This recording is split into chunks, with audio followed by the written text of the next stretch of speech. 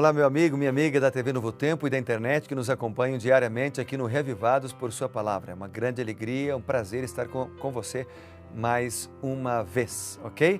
Hoje vamos ler Jeremias capítulo 16, porém antes de lermos, antes de ouvirmos a voz do Senhor, nós vamos fazer uma oração.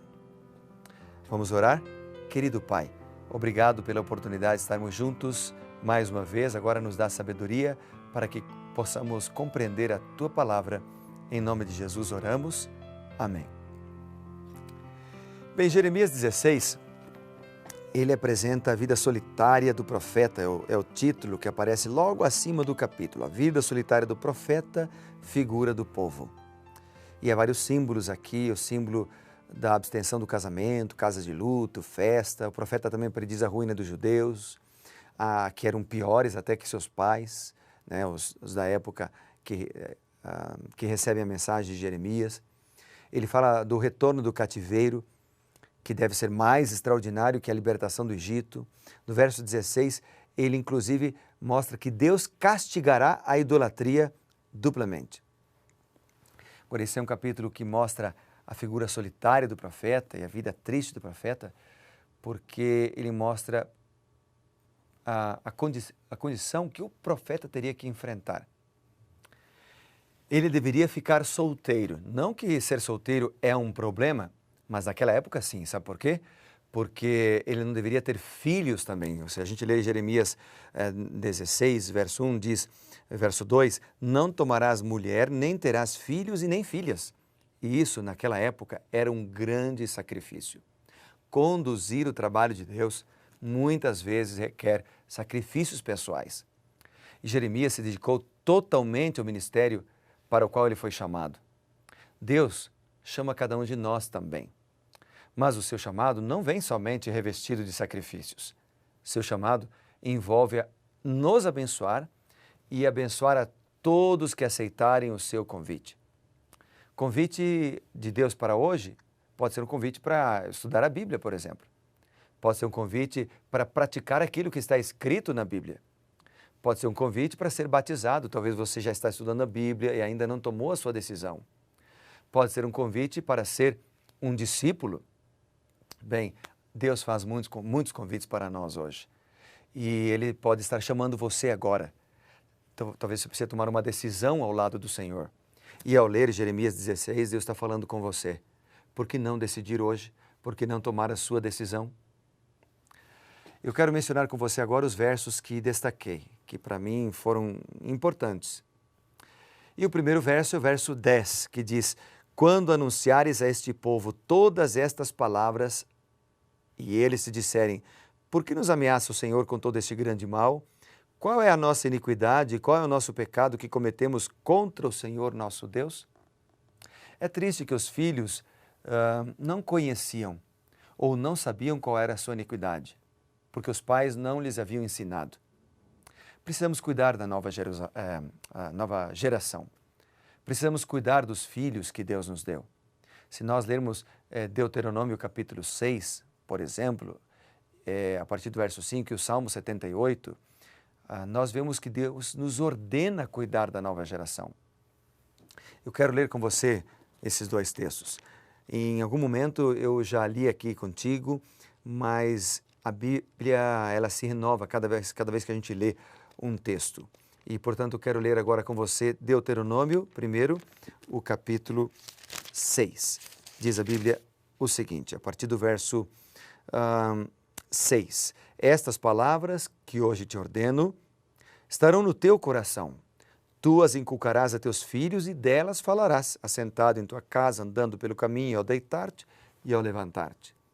E quando a gente vai para o Salmo 78, aqui nós também encontramos uma ordem de Deus. O Salmo 78 diz o seguinte, a partir do verso 3. O que ouvimos e aprendemos e nos contaram os nossos pais, não encobriremos aos nossos filhos. Contaremos à vindoura geração os louvores do Senhor, o seu poder e as maravilhas que Ele fez. Ele estabeleceu um testemunho em Jacó e instituiu uma lei em Israel e ordenou aos pais que transmitissem aos filhos a fim de que a nova geração os conhecesse e filhos que ainda hão de nascer se levantassem e, por sua vez, se referissem aos seus descendentes. Há uma ordem aqui para ensinar a nova geração sobre a palavra de Deus. E quando a gente volta lá para Jeremias, capítulo 16 e o verso 10, a gente vê uma nova geração que não conhecia o Senhor. Essa nova geração dizia: por que nos ameaça o Senhor com todo esse grande mal? Qual é a nossa iniquidade? Sabe, depois o verso 11 diz: então lhes responderá, porque os vossos pais me deixaram, diz o Senhor, e se foram após outros deuses, e os serviram, e os adoraram, a mim me deixaram, e a minha lei não guardaram. O grande mal do povo foi a infidelidade, e esta infidelidade se demonstrou na idolatria e na transgressão da lei de Deus. Mas a desobediência foi uma consequência de terem deixado a Deus. Por isso, Jesus falou que a busca de Deus deve ser a nossa prioridade. Você lembra de Mateus 6,33? Buscai, pois, em primeiro lugar o reino de Deus e a sua justiça, e as demais coisas serão acrescentadas. E ainda Lucas 12:31, esse eu quero ler até para você. Lucas 12:31 é quase que uma repetição de Mateus 6,33, mas Lucas 12, ele apresenta a mesma verdade numa outra linguagem. Ele diz assim, 12:31, buscai antes de tudo o seu reino, e estas coisas vos serão acrescentadas. Antes de tudo, Deus. Antes de tudo, a Bíblia. Antes de tudo, o Senhor. E essa deveria ser a nossa prioridade com os nossos filhos também. O verso 14, ali de Jeremias, ainda menciona o seguinte. É um outro texto que eu destaquei também que me impactou. Porquanto, eis que vem dias, diz o Senhor, em que nunca mais se dirá, tão certo como vive o Senhor, que fez subir os filhos do Egito. A expressão eis que vem dias, ela me fala de um Deus que conhece o futuro. Ela me fala de um Deus que sabe de tudo. Como não confiar nele? O verso 17, que vem logo na sequência, logo depois, diz: porque os meus olhos estão sobre os seus caminhos. Ninguém se esconde diante de mim. Ninguém cobre a iniquidade dos meus olhos. Sabe, esse verso 17 lembra de outro capítulo da Bíblia. Ele me lembra do Salmo 139. O Salmo 139 diz que Deus sabe de tudo. Como esse aqui, Deus sabe de tudo. Não podemos esconder nada dele. Então, o Salmo 139... nós já lemos aqui no Revivados, mas vamos ler só alguns versos. Por exemplo, o versículo 7 diz assim: para onde me ausentarei do teu espírito? Para onde fugirei da tua face? Se eu subo aos céus, lá estás. Se faço a minha cama no mais profundo abismo, lá estás também. Se tomo as asas da alvorada e me detenho nos confins dos mares, lá me haverá de guiar a tua mão, a tua destra me susterá. Se eu digo as trevas com efeito me encobrirão, a luz ao redor de mim se fará noite, até as próprias trevas não te serão escuras, e as trevas e a luz para ti são a mesma coisa. Deus conhece tudo, Ele é onisciente. Deus está em todos os lugares, Ele é onipresente. Então não podemos esconder nada de Deus. O fato de Deus saber de tudo da tua vida te conforta ou te aterroriza? Dependendo da tua resposta, é a qualidade de relacionamento que você tem com o Senhor. E eu termino com o verso 19.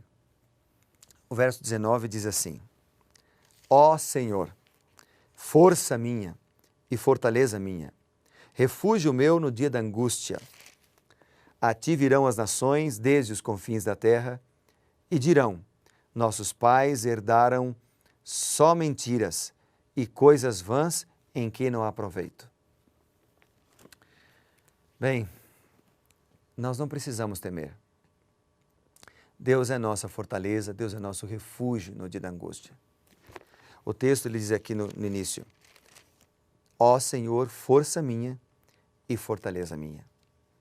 Por mais que vivamos em meio de um povo mentiroso, por mais que vivamos no meio de um povo que transgride a lei do Senhor, por mais que sejamos criticados, por mais que tenhamos medo de seguir os caminhos de Deus, medo de sermos desamparados ou perdermos o emprego, por exemplo, por mais que tenhamos medo de sermos criticados pelos familiares, Lembre-se do que diz o verso 19.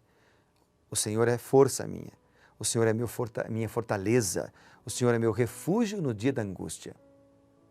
E se eu comparo isso com Isaías, o capítulo 57, o verso 15, Isaías 57 e o verso 15, veja o que diz a Bíblia aqui, Isaías 57, verso 15. Diz a palavra: porque assim diz o alto, sublime, o que habita a eternidade, o qual tem o nome santo. Habito no alto e santo lugar, mas habito também com o contrito e abatido de espírito, para vivificar o espírito dos abatidos e vivificar o coração dos contritos. Não precisamos temer. Deus é nosso refúgio, Deus é nossa fortaleza no dia da angústia. Então, a frase que eu teria para deixar contigo nesse dia, depois de ler este capítulo de Jeremias 16, é: confia no Senhor. Jeremias apresenta então a vida solitária do profeta, seu ministério, sua obra, e depois apresenta um desafio para nós de passarmos os valores para a nova geração e de buscarmos a Deus em primeiro lugar, a fim de desenvolvermos confiança no Senhor. Vamos orar por isso? Querido Deus, obrigado pela certeza da Tua proteção. Obrigado pela certeza da Tua companhia. Obrigado porque o Senhor tem sido bom para conosco. Eu te louvo e te agradeço em nome de Jesus. Amém. Que Deus te abençoe, meu querido amigo, minha querida amiga, e lembre-se, seja reavivado por Sua palavra. Grande abraço e até o próximo programa.